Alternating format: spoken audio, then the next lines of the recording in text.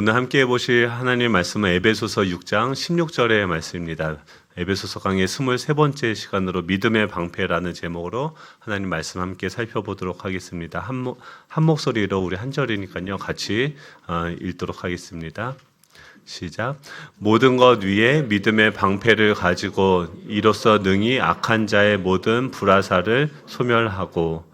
우리 좌우에 계신 분들과 이렇게 인사하면 좋겠습니다. 방패가 있으십니까? 네.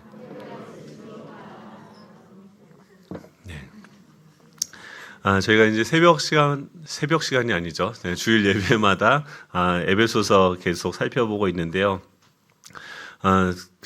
우리가 벗어버려야 되는 갑옷이 있고 다시 입어야 되는 갑옷이 있습니다. 벗어야 되는 갑옷은 그 나아만 장군이 입었던 갑옷이죠.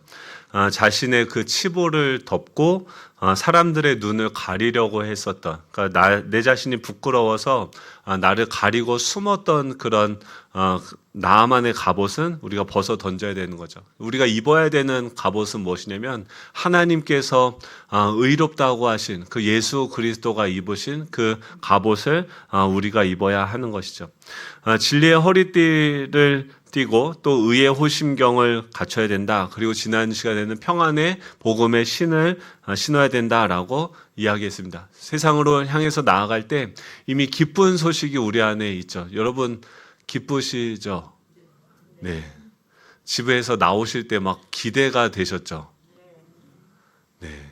한 3분의 1 정도. 평안의 복음의 신을 신는다라고 하는 것이 정말 우리 마음과 생각과 우리의 행동은 늘상 전쟁터인 거죠.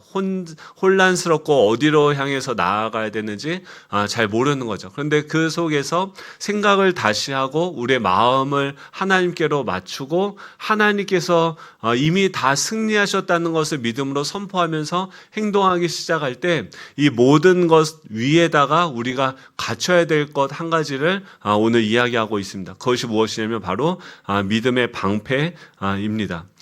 로마 시대에 그 사도 바울이 떠올렸던 그 방패의 모습은 이렇게 생겼습니다. 커다랗게 몸 전체를 가릴 수 있을 만한 사각형의 모습의 방패였었고요. 그리고 그 방패를 가지고서 진영을 갖춥니다. 그 두 번째 사진을 보시면 혼자서만 방패를 이렇게 하는 것이 아니라 옆에 대열을 맞추고 또 그 앞에 대열을 맞추고 또 옆으로 위로 해서 진영을 갖추고 하는 것이 바로 로마의 방패였습니다. 그래서 전쟁을 할 때 가장 먼저 방패를 빈틈없이 서서 앞장서서 나가는 것들을 그들이 먼저 배웠습니다. 그리고 밀집 대형으로 배치하고 간격을 좁힌 다음에 항상 2인 1조로 진영을 갖춰서 혼자서가 아니라 둘이서 한쪽을 하고 위를 하든 옆으로 하든 해서 함께 움직였고, 어디서 많이 보지 않았습니까? 시위할 때 보면은 그 군경들이 의경이라고 하나요? 의경들이 와서 전경들이 와서 스크럼을 짜가지고 시위 진압할 때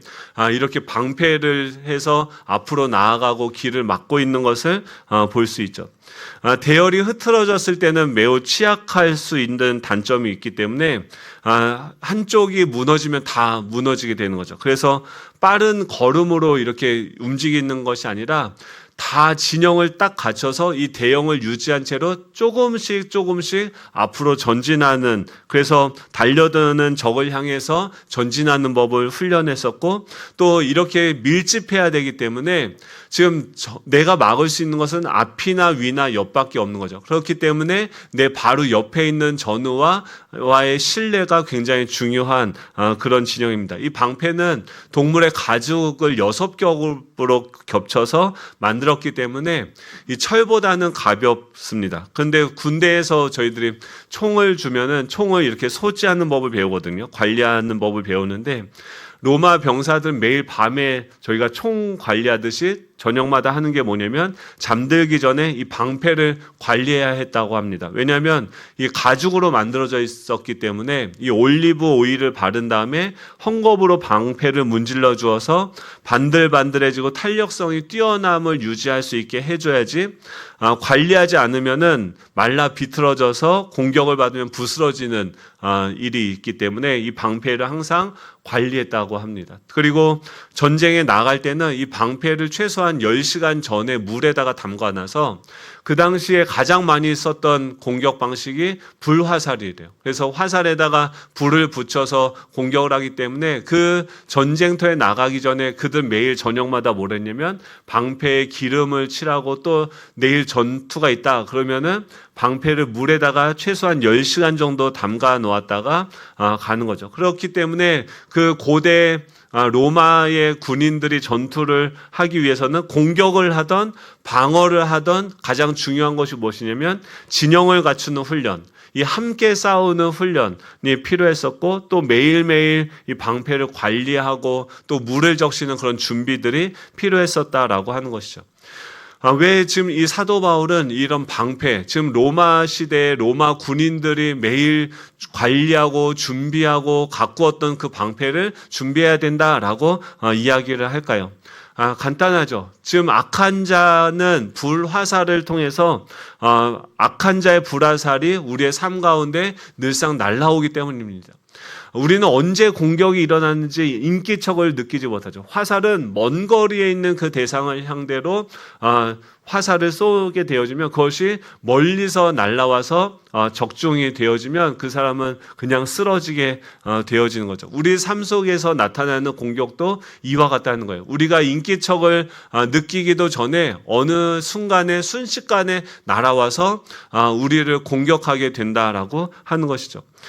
제가 몇 번 얘기했었죠. 그 창세기 15장에 아브라함에게 하나님께서 찾아오실 때도 자신을 뭘로 계시하시냐면 아브라함아 두려워하지 말라 나는 너의 방패요 너의 지극히 큰 상급이니라 라고 자신을 계시하십니다. 지금 하나님께서 이 아브라함에게 찾아오셔서 자신을 방패로서 보여주는 것, 지금 그한테 뭐라고 하냐면 두려워하지 말고 내가 너의 방패고 내가 너의 상급이다 라고 이야기하는 것은 지금 아브라함이 이미 두려워하고 있고 지금 이 불화살을 악한 자가 쏘는 불화살을 이미 맞아서 두려움에 빠져서 낙심하고 절망하고 있는 상황 가운데 있기 때문이다 라고 하는 것이죠.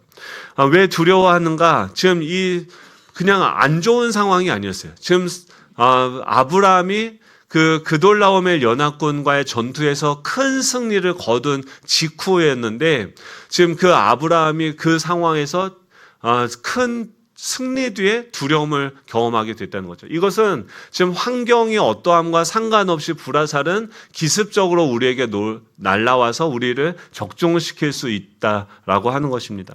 제가 이 말씀을 준비하면서 지금 그 분당우리교회 이찬수 목사님이라고 하는 분이 이 본문으로 설교를 했는데 그 설교를 하던 때가 언제였냐면 그 전주에 분당우리교회라는 곳, 저희 교단 같은 교단의 교회입니다. 거기서 1만 성도 파송 운동을 했어요. 그래서 성도님들한테 교회가 너무 커지면은 관리도 안 되고 또 이 한 개 교회가 너무 커지는 것보다는 지역의 여러 교회들이 살아나는 것이 더 중요하다. 교회 건강성을 위해서 교회를 흩트자라는 결정을 하게 됐고 그것을 위해서 5,000명만 그 교회 성도가 남고 나머지 성도들은 다 분리개척을 시키는 일을 했습니다. 그리고 그 전주에 뭘 했냐면 그것을 동의하는지 원하지 않는지 가부를 묻는 공동회의를 했어요. 그런데 놀랍게도 98점 몇 %의 성도님들이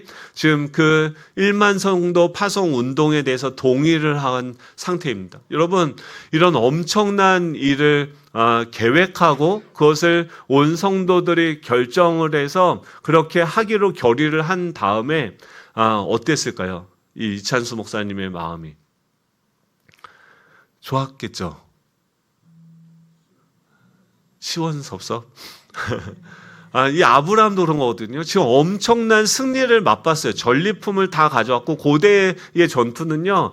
승리하면 그 사람의 것이 다 나의 것이었어요. 그런데 아브라함이 그 승리 뒤에 경험했던 감정이 무엇이었냐면 두려움이었었고, 또 이찬수 목사님도 그런 엄청난 결정을 하고 성도님들에게 고백을 하고 이런 것들을 계획을 짜고 오랜 시간을 준비해서 공동회의에서 통과한 다음에 그에게 찾아온 감정이 무엇이었냐면 두려움이었다라고 고백을 하는 거죠. 아침마다. 그래서 근데 그 다음 주 설교 본문이 바로 이 믿음의 방패를 가져야 된다라고 해서 그 믿음의 방패를 묵상하면서 계속 그 아침마다 이 말씀이 그분에게 굉장히 위로가 됐다고 합니다. 근데 갑자기 새벽에 예배를 드리다가 기도를 하다가 그 찬양이 떠올랐대요. 믿음이 이기네, 믿음이 이기네. 그 다음 뭔지 아시죠? 주 예수를 믿음이 온 세상이 이기네. 근데 이 목사님은요, 그 가사도 생각이 안 나서 믿음이 이기네만 생각이 나는 거예요. 주 예수, 저도 찬송, 아무튼, 그 다음 게 생각이 안 나서 어떻게 하면 주 믿음이 이기네 하면서 계속 그 찬양을 계속 반복했대요. 믿음이 이기네, 믿음이 이기네, 믿음이 이기네 하면서 계속 그걸 반복하는데 놀라운 걸 경험했다는 거예요. 지금 이 믿음의 방패를 취하라라고 하는 이 말씀처럼 지금 본인도 그 감정으로 그 두려움에 사로잡혀져 있는데 지금 그분이 이 믿음이 이기네라는 그 고백들을 반복적으로 계속하면서 그의 마음이 회복이 되고 다시 일어나는 것들을 그가 설교를 준비하는 가운데 경험했다라고 하는 것이죠. 이 로이드 존스 목사님은 에베소서에서 지금 이 본문을 해석을 하면서 다른 앞에 세 가지 무기는 진리의 허리띠, 의의 오심경, 또 무엇입니까? 평안의 복음에 준비한 신은 have 동사를 가지고 있어요. 그냥 우리가 가지고 있다라고 하는 have 동사를 쓰고 있는데 지금 이 믿음의 방패에 대해서는 뭐라고 얘기하냐면 take up the shield of faith. take up 하라. 이건 뭐냐면 취하라는 거예요. 가지라는 거예요. 다른 거는 이미 몸에 다 장착이 되어져 있고 착용하고 있는 것이라고 한다면 방패는 무엇입니까? 잘 때도 그것을 착용하고 자는 게 아니죠. 잘 때나 쉴 때 그 옆에다 두고 있는데 이 전쟁이 시작되면 이 전쟁터로 향해서 나아가야 된다고 한다면 이 불화살이 날아온다고 한다면 무엇을 해야 되면 그 방패를 테이크업해서 취해서 내가 가져다가 그 믿음의 방패를 들어야 된다라고 하는 것입니다. 그래서 그 목사님도 그런 믿음의 방패를 드는 방식이 어떤 걸로 나왔어요? 믿음이 이기네를 계속 고백하면서 찬양하면서 그는 믿음의 방패를 들게 되어진 것이죠. 여러분들은 이번 한 주를 어떻게 보내셨습니까? 여러분들은 정말 이 불화살을 다 이기고 지금 복음의 신을 신고 이곳에 왔다고 하면 근데 복음의 신을 신고 갔는데 그래서 당연히 기뻐하고 기쁜 소식을 전해야 되는데 우리가 어떻습니까? 이 방패를 들지 않았다고 한다면 그 기쁜 것을 알고 기뻐야 된다라고 생각하는데 여기저기서 화살이 날아와서 우리는 나도 모르게 쓰러짐을 경험하게 되어진다라고 하는 것이죠. 특별히 이번 주에 굉장히 이슈가 되었었던 내용들이 있었는데요. 그것이 뭐냐면 넷플릭스에서 나는 신이다라고 하는 다큐멘터리를 공개를 했습니다. 지금 난리가 났어요. 이 내용이 뭐냐면 저는 이걸 기분 나빠서 안 봤어요. 내용이 그래요.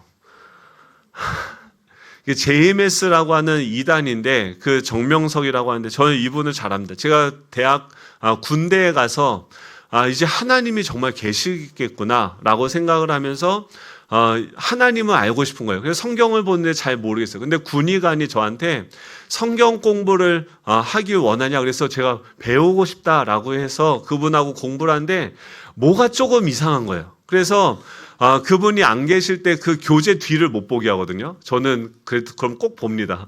그래서 그 교재 끝을 이게 결론이 뭔가를 봤더니 그래도 모태신앙이고 교회를 다니면서 들은 풍월이 있지 않습니까?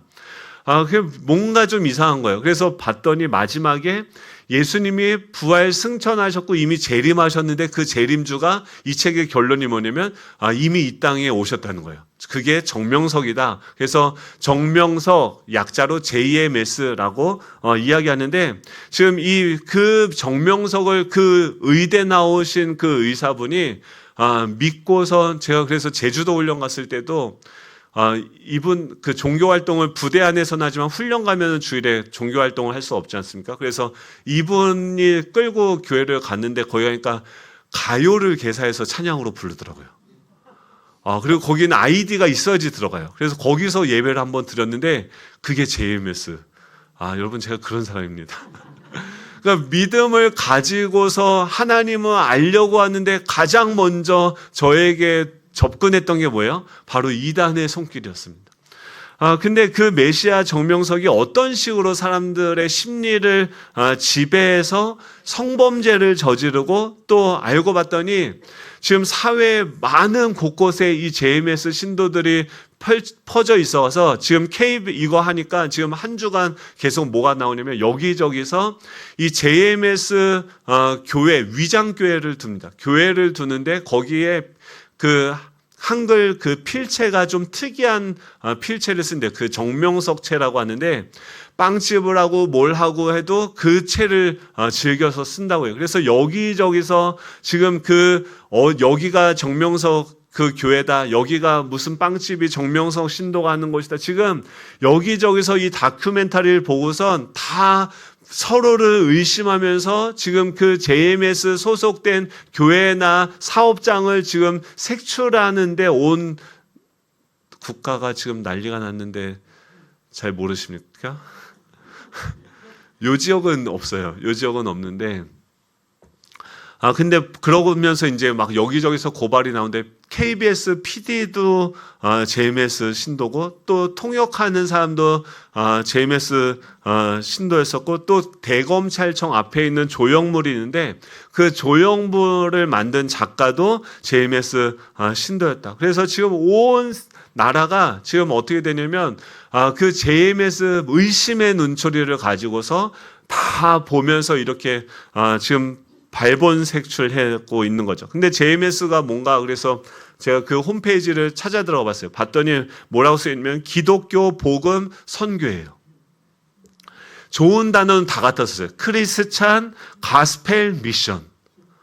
그래서 기독교 복음 선교회라는 그러니까 이게 우리 믿는 사람들은 이단이라는 걸 알지만 안 믿는 사람들은 지금 다 뭘로 보고 있습니까? 기독교 복음 선교에 관련된 사람들이 다 이런 식으로 교회를 운영하는구나로 지금 보고 있는 불신의 시대, 우리를 다 이상하게 보는 의심의 시대를 우리가 살아가고 있다라고 하는 것이죠. 근데 문제는 뭐냐면 지금 그 다큐멘터리를 보면서 목사님들 그 커뮤니티가 있는데 그 커뮤니티 안에서 뭘 얘기하냐면 일반 교회, 대형 교회에서 하는 방식들과 비슷한 방식으로 신도들을 세뇌하고 있다라고 하는 거예요. 그러니까 그 JMS라든지 또 또 다른 이단들이 하는 그런 행태들을 보면서 기존 교회들도 이런 모습이 보여진다라고 하는 거예요. 그게 무엇이냐면 이 가스라이팅이라고 하는데 사람들을 세뇌를 시키는 방법입니다. 이 가스라이팅이라는 단어가 요새 대두가 되는데 1938년에 영국 런던에서 공연한 연극 이름이 가스라이팅입니다. 근데 44년도에 영화로도 만들어졌는데 내용이 어떤 거냐면 이 주인공이 남편과 아내인데 이 남편이 뭐 하냐면 아내의 재산을 다 뺏기 위해서 술을 쓴 게 무엇이냐면 가스라이트예요. 그 당시는 전기가 없었던 시기였기 때문에 전구로 집안에 불을 켜는 게 아니라 가스 등을 통해서 불을 켰었는데 남편이 집에 가스등을 일부러 불빛을 약하게 틀어놓는 거예요. 그러니까 집이 들어가면 어떻게 합니까? 어두침침하죠. 그럼 아내는 뭐라고 하겠어요? 여보, 집이 지금 어둡고 침침해. 불을 좀 더 환하게 키워야 될 거야 라고 남편한테 얘기하면 이 남편이 어떻게 하냐면 당신이 잘못 본 거라고 당신이 지금 과민 반응이라고 몰아붙이면서 호통을 칩니다. 그러니까 아내가 자신이 믿고 지금 보기에 판단하기에 지금 이게 다 어둡고 침침하니까 불을 켜야 된다고 하는데 지금 그 남자는 오히려 큰 소리로 당신이 잘못됐다, 당신의 판단이 틀렸다라고 호통을 치면서 어떻게 합니까? 그거를 반복적으로 이런 상황에 놓이면서 그 사람들은 어떻게 합니까? 수동적으로 자신의 판단에 대해서 대한 믿음을 잃게 되어지고 무기력해지면서 남편의 지배력이 강화되고 가해자인 남편에게 의존하게 되어지는 성향을 끼치게 돼요. 이게 무엇이냐면 가스라이팅이라는 거예요.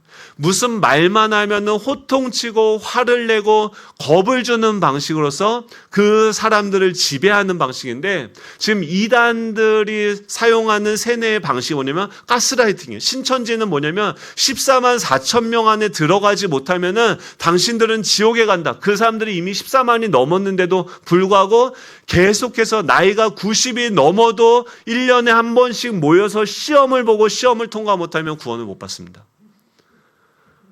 그래서 그 사람들은 두려워서 그 사람들의 이야기를 들으면서, 근데 이게 교회 안에서도 어떤 식으로 되냐면, 여러분 교회에서 예수님을 어떻게 믿어야 됩니까? 덮어놓고 믿어야 되죠. 성경을 어떻게 믿어야 됩니까? 덮어놓고 믿어야 되죠. 아닙니까? 하나님이 말씀하시는데 여러분 무조건 아멘 하시기 바랍니다. 많이 들어본 거 아닙니까? 여러분 설교를 듣고 또 우리가 성경을 보고 가르침을 들을 때 우리가 뭘 해야 되냐면 그 말이, 저 사람의 말이, 제가 전하는 이 메시지들이 이 성경에 근거한 것인지 옳은 것인지 여러분 의심하고 회의하시면서 이것이 정말 성경에 우리가 믿어야 되는 건 뭐냐면 이 성경이고 하나님인 것인지. 근데 대부분의 교회들이 어떻게 합니까?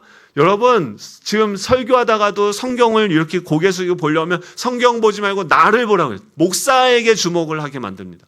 그리고 나서 이 성경을 자신이 잘 풀어주고 자신만 잘 해석할 수 있다라고 하면 다 이단입니다. 그거는 기성교회에 있던 기성교회 이단이든 간에 그 성경을 해석할 수 있는 것은 모든 사람들이, 국어를 할 수 있는 사람이 성경을 읽기만 하면 우리 이것은 이해할 수 있도록 기록이 되어져 있어요. 종교개혁이 뭐냐면 그 라틴어로 또 원어로 성도들에게 성경을 안 가르치던 것을 성경을 마틴 루터가 프랑스어로 번역하면서 누구든지 이 성경을 읽고 누구든지 이 하나님의 뜻을 알 수 있도록 성경을 성도들에게 갖다 준 것이 바로 종교개혁의 시작이었습니다. 여러분, 근데 기존 교회는 어떻게 하냐면 여러분 덮어놓고, 그러니까 이 뭐든지 담임 목사가 맨날 어떻게 합니까? 호통하고 두려움을 조장하고 공포를 만들어서 이 말을 지키지 않으면, 헌금 안 하고 11조 안 하고 뭘 지키지 않으면은 당신들은 지옥 가고, 그 목사 말만 잘 들으면 어떻게 돼요? 나는 신앙이 좋고 신앙생활을 잘하는 거고 천국 1등 칸에 가는 사람이다라고 속이는 거죠. 지금 이걸 보면서 지금 JMS의 모습을 적나라하게 보여준데, 그것 안에 기존 한국교회, 기성교회 안에도 그와 비슷한 모습으로 목사교를 만든, 그래서 대형교회를 만들고 성도들의 모든 것들을 다 헌신해서, 근데 여러분 계속 저희들이 성경을 보지 않습니까? 하나님이 그런 분입니까? 위협하고 또 그들을 두렵게 만들고 협박을 해가지고 그 사람도 움직이시는 분입니까? 아니죠. 그럴 분이시라고 하면 지금 이 고생을 왜 하십니까? 왜 선악과를 주시고 왜 그들이 자신의 그 인격적인 그 선택을 존중하면서 그들을 계속해서 잘못된 것을 선택하는 그들 가운데 찾아가셔서 오래 참고 기다리시면서 그런 그들을 일관되게 계속해서 사랑하시는 하나님의 모습을 계속해서 보여주시는 것이 하나님이죠. 이게 인격적인 하나님이시고 이 성경은 그 인격적인 하나님이 어떻게 끝까지 우리를 기다리시고 사랑하셨는지, 어떻게 한 번도 변함없이 우리에게 동일하게 대하셨는지, 우리를 얼마나 사랑하시고 믿어주셨는지를 기록한 것이 바로 성경의 내용인데, 이 성경에서 나오는 하나님인데 그것을 가지고서 예수님을 안 믿으면 지옥 가고 저주받고 뭐 이런 것들 하면서 목사에게 순종하고, 여러분 그런 내용은 성경에 없습니다. 근데 이런 얘기들을 계속해서 어떻게 해요? 지금 우리가 살아가는 지금 이 한 주간에 수많은 데서 사람들이 그런 얘기들을 들어요. 여러분 이런 얘기들이 들리면 어떻습니까? 저는 어떨까요? 기쁘겠죠. 제 신대원 다닐 때도 여러분, 그래서 우리가 뭘 해야 되냐면 이런 사단이 불화살을 계속해서 쏘는데 하나님은 또 그걸 허용하세요. 이게 희한한 거예요. 하나님이 감당할 수 있는 시험만 주신다고 했는데 왜 그것을 허용하시는가? 여러분, 우리가 믿음의 방패를 들어야 됩니다. 믿음의 방패는 옆에 있던 것을 우리가 취해서 들고 막아야 되는 것이에요. 그런데 믿음의 방패를 들 때 세 가지 방향으로 막아야 돼요. 첫 번째는 무엇이냐면 하늘을 향해서 믿음의 방패를 들고 하나님의 살아계심을 신뢰해야 된다라고 하는 것이에요. 여러분, 제가 신대원 다닐 때 유명한 목사님이었어요. 젊은 정말 많은, 저도 굉장히 좋아하고 은혜를 많이 받았던 목사님인데 성적인 문제 때문에 넘어지게 됐어요. 그러니까 그게 저한테 너무 낙심을 주는 거예요. 그래서 낙심이 되고, 또 그때가 제가 이제 결혼을 하고 신대원을 다니던 거를 멈추고 집에서 아내가 돈을 벌고 저는 집에서 성경 공부만 하던 그런 시기가 있었어요. 그런데 그 목사님도 그 목사님이 이렇게 넘어져? 이게 굉장히 큰 낙심이 됐어요. 그래서 그리고 주변의 상황도 다 진짜 우울한 거예요.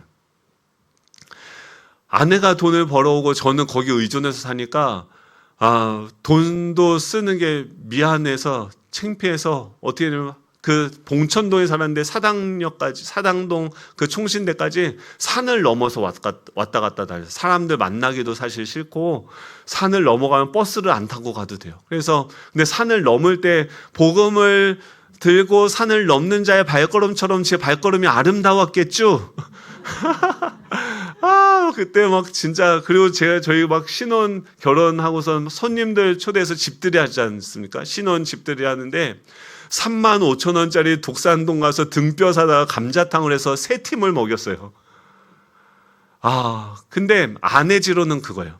우리 형편대로 살자. 그러니까 친구 부주를 하더라도 우리 형편이 수입이 이 정도면 그냥 지금 창피해도 3만 원만 하자, 5만 원만 하자. 그리고 그 친구한테 사정을 얘기하고, 근데 그게 저한테는 허용이 안 되는 거예요. 그래서 자존심이 있는 거죠. 그리고 친구들은 다 잘 나갔는데 저는 대학교 가서 지금 다니던 학교도 적응 못 해가지고 지금 재수를 하면서 공부하고 있는데, 그날따라 학교 가니까 뭐 하냐면 그걸 뭐라고 하죠? 축제를 하는 거예요. 학교 축제. 여러분 신학교 축제 가보셨습니까? 대학교 축제 가보셨어요? 다른 데는요, 저는 축제 같은 데 안 다녔어요. 공부만 하느라고. 중국은 축제가 없습니다. 근데 한국의 대학교 축제하면 연예인들 보려고 난리가 나는데, 신학교 축제는 뭐냐면 그 학교 그 앞에 그 시멘트로 된 콘크리트 위에서 기타 치면서 찬양하고 있는 거예요. 얼마나 찌질해 보이는지 그거 보면서, 야, 이게 무슨 학교 축제냐 하면서 학교 갔는데 공부하려고 하는데 시끄러우니까 소리도 나서 공부는 틀렸다고 그러고선 집에 이제 가야겠다고선 내려왔는데, 더 슬픈 건 뭐냐면 그렇게 신나서 찬양하고 하고 있는 그 소리도, 그렇게 시끄럽다고 생각했던 그 소리도 학교 정문 나와서 그 학교 앞에 육교 있거든요. 육교 건너가니까 안 들리는 거예요. 세상은요, 지금 매스컴에서 이 방송에서 넷플릭스에서 지금 이렇게 막 얘기하고 있는데 지금 우리는 모여서 뭐 하고 있습니까? 여기 모여서 아까 막 김수태 선생님 특송하시고 막 간증하고 우리 찬양하고 있는데 이 찬양 소리가 여기서 밖에 나가서요 30m만 지나가도 안 들려요. 이런 현실을 보면, 이런 무기력함을 보면서 제가 더 낙심이 됐어요. 이게 뭔가 하나님 뭐 살아계시다면서 이게 뭡니까? 온 땅을 다스리고 통치하시는 하나님의 역량이 이거밖에 안 됩니까? 하면서 제가 그 산을 올라가는데 중간에 올라가니까요 이게 소리가 그렇더라고요. 그 밑에서 소리가 위로 올라가요. 거기서는 자동차 소리에 소음에 갇혀서 들리지 않던 소리가 산 중턱 정도 올라가니까 거기서 찬양 소리가 나는 거예요. 근데 거기서 신기한 게 뭐냐면 진짜 온몸이 전율을 느낀 게 온 하늘이 그 찬양 소리로 가득 차 있는 거예요. 여러분, 이 믿음의 방패를 든다고 하는 것은 그 이찬수 목사님이 그 두려움이 왔을 때 지금 사도 바울이 뭐 하고 있어요? 감옥에 갇혀 있어요. 사방이 막혀 있어요. 하늘이 막혀 있어요. 다 막혀 있는데 내일 죽을지도 모르는데 거기서 뭐 하고 있냐면 믿음이 이기네. 믿음이 이기네. 주 예수를 믿음이 온 세상이 이기네. 하나님께서 이 모든 것들을 다 이기신 그 진리에 반응하기 시작하는 거예요. 여러분, 여러분들을 그 좌절과 절망에서 일으키셨던 그 찬양이 있으십니까? 그것이 여러분들의 개인적인 하늘을 향해 여러분들이 들어야 되는 그 믿음의 방패예요. 저는 맨날 그 낙심되고 절망하고 두려울 때마다 하는 찬양이 있어요. 찬양하라 내 영혼아, 찬양하라. 내 영혼을 향해서 선포합니다. 찬양하라, 기뻐하라, 감사하라 내 영혼아. 제가 찬양하면요 진짜 신기하게도 제 마음이 점점 살아나는 것, 하나님이 나를 회복시키는 것을 경험하게 되어집니다. 여러분, 그게 살아나서 이 믿음의 방패를 들어서 지금 다 끝났다, 망했다, 하나님 안 계시다, 사단이 불화살을 쏘는데 믿음의 방패를 들고 막아내면서 하나님을 찬양하면서 보시면 뭐가 보이는지 아십니까? 지금 하나님이 어떤 일을 하고 계세요? 이 한국 교회 안에 있는 그 이단의 뿌리들을 다 뽑아내시고 계시는 거예요. 그 JMS 코로나 때는 신천지가 다 드러나게 됐고 기존 교회 안에서도 복음이 아닌 비진리인 것들로 성도들을 통제하고 세뇌시켰던 그 교회들, 그 목사들을 하나님께서 고발하시면서 지금 다 뽑아내고 계시는 거예요. 이것은 우리가 통과해내야 되는 과정인 거예요. 한국교회가 성숙을 향해서 나아가도록 모든 성도님들이 말씀을 보고 읽고 스스로 판단하고 하나님을 선택할 수 있는 때까지 나아가는 그 성숙의 과정이다라고 하는 것이죠. 그래서 첫 번째로 우리가 들어야 되는 것은 하늘을 향해서 믿음의 방패를 드시는 거예요. 두 번째는 무엇이냐면 아까 그 그림 보시면 어떻게 합니까? 하늘로도 들었고 앞으로도 들었고 옆으로도 들었죠. 두 번째는 앞을 향해서 믿음의 방패를 들고 미래를 향해서 전진해야 돼요. 여러분 앞에 여러분들은 여러분 미래, 여러분 5년 후, 10년 후에 여러분들의 모습을 생각할 때 영원 후에 여러분들의 미래를 생각할 때 여러분 어떤 마음이 드십니까? 기쁘십니까? 기대가 되십니까? 소망이 일어나십니까? 그것이 우리가 가져야 될 마땅한 마음이죠. 우리가 우리의 믿음으로 보는 그 길의 최종점은 이미 우리에게 목적지는 이미 입력이 되어져 있는 상황이죠. 하나님의 나라고 상속자가 되어졌고 지금 우리가 나아갈 때 분명한 길들이 있는 거죠. 믿음의 방패를 가지고서 앞으로 한 발자국씩 조금씩 진영을 갖춰서 조금씩 그 불화살이 앞으로 쏟아지는데 그 전차가 앞으로 오는데 영화 보면 어떻게 합니까? 방패를 들고서 각도를 좀 눕혀서 마차가 위로 올라가서 넘어질 수 있도록 그들이 더 강력하게 진영을 갖추는 거죠. 공격이 올 때 그들은 오와 대열을 맞춰서 방패를 하고 또 공격할 때도 어떻게 합니까? 같이 한 발자국씩 혼자서 뛰어가는 것이 아니라 같이 진영을 갖춰서 조금씩 그 대열을 가지고 나아가는 법들을 배우는 것이죠. 예수님도 사단은 뭐합니까? 우리의 미래를 도둑질해요. 소망을 도둑질해요. 그래서 앞으로 나아가지 못하게 하고 너는 끝났고 너는 망했고 너는 여기서 이렇게 살다가 너 인생은 끝난 거야 라고 우리를 속이는 것이죠. 그런 생각들을 향해서 믿음의 방패를 들고 나아가 있는 거죠. 마태복음 16장에 보면 베드로가 예수님을 붙들고 항변하여 이르되 주여 그리 마옵소서 이 일이 결코 죽게 미치지 아니하리이다. 지금 예수님은 어디를 향해서 전진하려고 합니까? 이 영혼들을 살리기 위해서 십자가를 향해서 지금 앞으로 한 발자국씩 나아가려고 하는 거예요. 우리가 가는 길이 그래요. 우리가 하나님의 상속자고 복음을 가진 자가 되었고 우리가 기도하는 것이 무엇입니까? 마른 뼈들에게 태어나서 생기가 사방에 들어와 살게 하는 것을 놓고 기도하고 있어요. 그 말은 무엇이냐면 지금 우리가 추구하면서 나아가는 방향은 그 적진 깊숙이 포로되어져 있는 그 영혼들을 구원하는 그곳으로 우리가 나아가야 된다는 거예요. 그러면 이 사명을 우리에게 주신 거죠. 하나님께서 우리에게 나아갈 비전과 목표를 주셨죠. 오직 성령이 너에게 임하시면 너희가 권능을 받고 예루살렘과 온 유다와 사마리아와 땅끝까지 이르러 내 증인이 되리라. 땅끝까지 이르게 되어지는 거예요. 사도 바울이 이 성령이 임하니까 어떻게 됩니까? 자신이 그렇게 혐오했던 그 이방인들도 하나님에게 구원을 받아야 되는 백성이라는 것을 믿고 그들 향해서 나아가게 되어지는 거죠. 그러므로 너희는 가서 모든 민족을 제자로 삼아 아버지와 아들과 성령의 이름으로 세례를 베풀라고 이 마태복음에 보면은 이야기하는 거죠. 뭐라고요? 그러므로 너희는 가서라는 거예요. 이 복음은요, 우리를 어디로 초대하냐면 이 마른 뼈들이 죽어있는 그 영혼들을 향해서 전진하고 그들을 구원하는 그곳으로 우리를 나아가게 만든다라고 하는 것입니다. 그런데 그곳으로 갈 때 뭐가 동시에 주어집니까? 로마서 8장 16절부터 21절인데 우리 같이 한번 읽어볼까요? 시작. 성령이 친히 우리의 영과 더불어 우리가 하나님의 자녀인 것을 증언하시노니 자녀이면 또한 상속자 곧 하나님의 상속자여 그리스도와 함께한 상속자니 우리가 그와 함께 영광을 받기 위하여 고난도 함께 받아야 할 것이니라. 생각하건대 현재의 고난은 장차 우리에게 나타날 영광과 비교할 수 없도다. 피조물이 고대하는 바는 하나님의 아들들이 나타나는 것이니 피조물이 허무한 데 굴복하는 것은 자기 뜻이 아니요 오직 굴복하게 하시는 이로 말미암음이라. 그 바라는 것은 피조물도 썩어짐의 종노릇하는 데서 해방되어 하나님의 자녀들의 영광의 자유에 이르는 것이니라. 지금 이 사도 바울이 뭐라고 하냐면 성령이 친히 우리의 영과 더불어서 뭘 증언하냐면 우리가 하나님의 자녀임을 증거하신대요.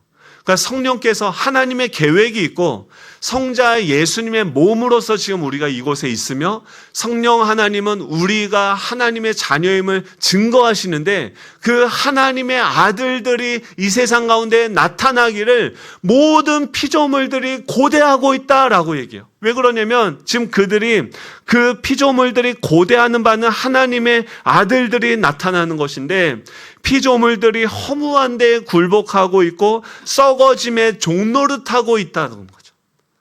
헛되고 썩어지는 것들에 종노릇하고 있는 그 피조물들이 탄식하며 누가 와서 우리를 건져줄까 안타까워하고 있다는 거예요. 근데 그들이 뭐예요?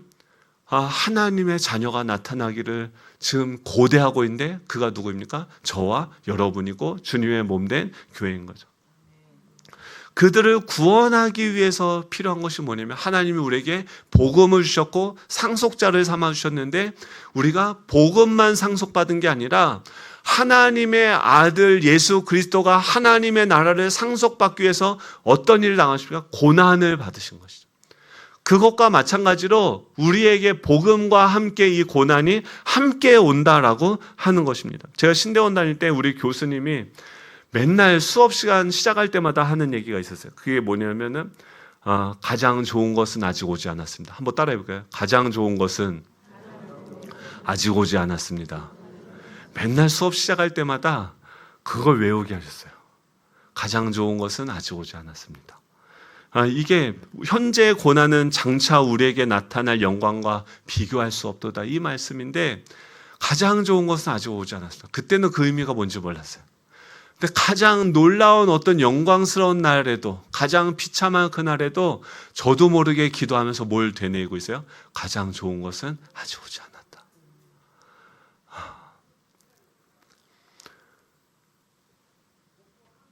지금 우리가 지금 LED 스크린 공사를 하려고 그래요. 지금 지난주에 어떤 소식을 들었냐면 여기 3개고등학교 2학년 중에 10명이서 집단으로 자퇴한다고 애들이 그러는 거예요. 왜 그런가 했더니 지금 학교 입시 교육이 어떠냐면요. 다 학교 교육이라는 게 입시에만 포커스가 맞춰져 있습니다. 그러면 대학교를 가는 근데 관심이 없는 친구들, 그러니까 교육이라고 하는 것은 이 사람이 사회의 구성원으로서 어떻게 성장해서 인간으로서의 도리와 책임을 다할 수 있는지 전 인격적으로 그 사람을 사람이 될 수 있도록 교육을 해야 되는 것이 교육의 목표인데 지금 학교 교육들은 목표가 무엇입니까? 다 기능적으로 대학교 입시를 위한 교육으로 편향돼서 가르치고 있는 거죠. 그러다 보니까 그것에 관심이 없는 친구들, 이 친구들이 아무리 생각해 보니까 제가 보기엔 똑똑한 것 같아요. 괜히 자기가 공부해서 그 위에 상위 3%, 5% 안에 못 들어갈 것 같으면 지금 자기는 뭐예요? 그 학교에서 왜 존재하는 거예요? 상위 학생들의 내신을 올려주기 위한 그 디딤돌의 역할밖에 그 학교에서는 자기를 그렇게 볼 수밖에 없는 거예요. 그러니까 그것을 거부하면서 나온 거죠. 그런데 지금 안타까운 게 무엇입니까? 그 친구들이 나와서 자신들의 길을 찾아서 나아가야 되는데 그 길이 보여요? 안 보여요? 보이지 않아요. 지금 저희가 금요일날 그래서 청소년들을 위해서 집회를 하고 기도회를 하려고 하는데 이게 저한테는 제가 기쁘겠죠. LED 스크린 이렇게 헌물해 주셔서 제가 감사하겠죠. 사실은 전에도 어떤 장로님이 이걸 해주신다고 했어요. 제가 거부했습니다. 왜냐하면 수요예배하고 금요 기도회까지 하면 난 죽을 것 같았어요. 제자반도 해야지, 이것도 해야지. 그래서 수요, 금요를 합쳐서 하고 했는데 사방에서 지금 뭐가 오냐면 어떤 피드백이 장년들도 지금 죽을 것 같다. 청소년들도 지금 다 도둑맞은 게 뭐냐면 소망을 도둑맞았어요. 희망을 도둑맞았어요. 내가 앞으로 살 소망이 없다. 지금 사방에서 그 외침 소리가 들려나는데 우리가 가야 되는 여러분 방패를 드십시오. 위로 들고 옆으로 들고 앞으로 들면서 우리가 가야 되는 건 뭐냐면 지금 적들이 우글거리고 그 허무하고 썩어질 것에 굴복하고 있는 그 피조물들을 구원하기 위해서 그곳을 향해서 나아가야 되는데 지금 왜 금요기도회를 해야 되는가? 기도하면서 계속 우리가 모였어요. 모여가지고 지금 그거를 하려고 같이 모여서 이제 회의도 늘어난 거죠. 이걸 가지고 하는데 각자 얘기도 다 원하는 욕구도 다 다르고 또 하는 방식도 다 다르고 또 이게 다 이걸 맞춰가면 이게 다 일입니다. 근데 얘기하면서 우리가 내린 공통적인 결론이 뭐냐면 우리 교회가 그 마른 뼈들이 살아나도록 그들이 여호와의 군대가 되게 하도록 하기 위해서 우리에게 하나님께서 더 많은 기도를 요구하신다는 것에 우리가 다 같이 동의할 수밖에 없었어요. 여러분 지금 그런 비전을 향해서 전진하면서 나아가는데 여러분 우리에게 뭐가 필요하면 이 어둠의 세력들을 뚫고 갈 수 있는 영적인 돌파할 수 있는 능력이 필요합니다. 그 믿음의 방패를 들고 우리가 진영을 갖추고 앞으로 한 걸음씩 한 걸음씩 나아가야 되는 거죠. 그러면서 또 하나 우리가 방패를 들어야 되는 것이 뭐냐면 옆에 있는 우리 지체들을 보호할 수 있는 방패를 같이 들어야 된다라고 하는 거예요. 지금 사회가 불신의 사회이기 때문에 지금 저희가 두 가지를 하고 있어요. 목양팀과 사역팀에게 뭘 요구하냐면 보고서를 요청하고 있습니다. 보고서 여러분 다 내십시오 하면은 여러분 좋으세요, 싫으세요? 교회까지 와서, 교회가 무슨 회사냐, 교회까지 와서 보고서를 내냐. 제가 보고서를 좋아하는 사람일까요, 싫어하는 사람일까요? 저 싫어해서 예수양남교회 했을 때, 4교회 했을 때 우리 4교회는 자유로웠어요. 굉장히 편안했어요. 근데 생각을 해보니까 지금 뭐냐면 지금 사도 바울도 이 보고서라고 했을 때 우리가 어떤 생각이 들어요? 보고서 하면 뭔가 관리받는 것 같고 통제받는 것 같은 생각이 들어요. 근데 그게 아니라 믿음의 방패를 들자는 거예요.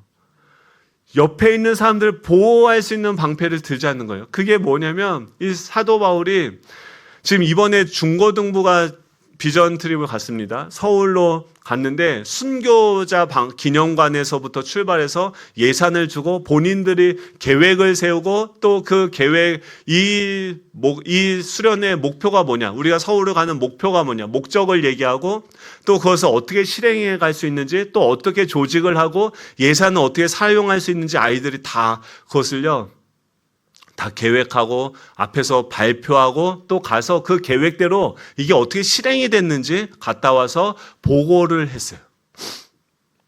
엄청난 사역을 한 거예요. 근데 기존에는 어떻게 했냐면 이 계획 단계, 실행 단계, 피드백 단계에 대한 자료들이 없었어요. 그냥 카톡으로 우리가 각자 부서에서만 보관하고서 끝나면은 그냥 각자 안에서 피드백하고 끝났어요. 근데 그러다 보니까 문제가 뭐냐면 제가 예수양람교회 처음 갔을 때도 제가 성도님들에 대해서 이 교회 사역에 대해서 인수인계 받은 게 하나도 없는 거예요. 지금 이런 사역들을 하는데 지금 이런 사역을 했어요. 내년도에 만약에 이제는 그 아이들에게 이 보고서를 주고 그 작년에 이렇게 계획했고 이렇게 조직했고 이렇게 예상을 실행했고 그렇게 계획해서 실행했는데 이런 착오들이 있었고 이런 장점과 단점들이 있으니까 이걸 주면서 이것을 보완해서 새로운 일들을 너희들이 해봐 라고 우리가 전해줄 수 있는 게 무엇입니까? 이게 보고서예요.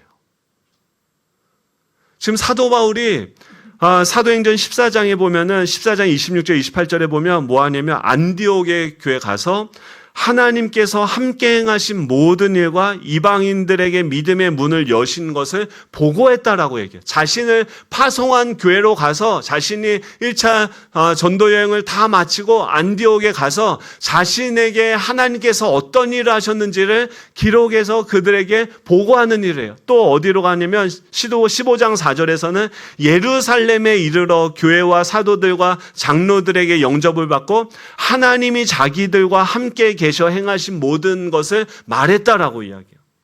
예루살렘 교회는요, 사도 바울이 어떤 곳이었어요? 예전에 자기가 들고 다니면서 사람들 잡아 죽이고 핍박했던 교회였어요. 그 예루살렘 교회 사람들이 사도 바울 좋아했을까? 싫어했어요. 정서적으로 상처들이 남아 있었어요. 그런데 그가 와서 이방인들 가운데 행한 일들을 보고하는 것을 기뻐했을까요? 그런데도 사도 바울이 가서 그것을 고백했어요. 보고했어요. 왜요?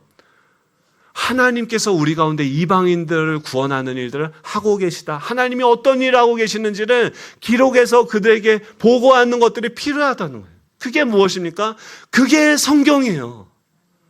지금 에베소서를 읽는 거 사도 바울이 감옥에 갇혀서 그 감옥에 갇힌 상태에서 나에게 이런 일들이 일어났는데 내가 거기서 믿음의 방패를 들고 이 영적인 전신갑주를 입고 이렇게 승리했다라고 그것을 기록하고 보고한 내용들이 바로 성경으로 사도행전으로 에베소서로 그 수많은 서신으로 우리에게 남겨져 있는 거죠. 우리가 자녀들을 어떻게 믿음으로 세워갈 수 있습니까? 우리가 성도님들을 어떻게 세워갈 수 있습니까? 사역팀장님들이 바뀌면 이분은 이 사역팀을 이렇게 해서 지금도 조경팀 이렇게 한 것들 다 기록하고 이 계획을 하고 목표를 하고 실행을 했는데 그것에 대한 결과 이런 것이라는 기록이 있으면 내년도에 후년도에 누가 이 조경팀을 맡고 누가 관리팀을 맡아도 내가 할 수 있는 방법을 알지 못해도 그걸 기록된 것을 보면서 배워가고 자라갈 수 있는 거죠.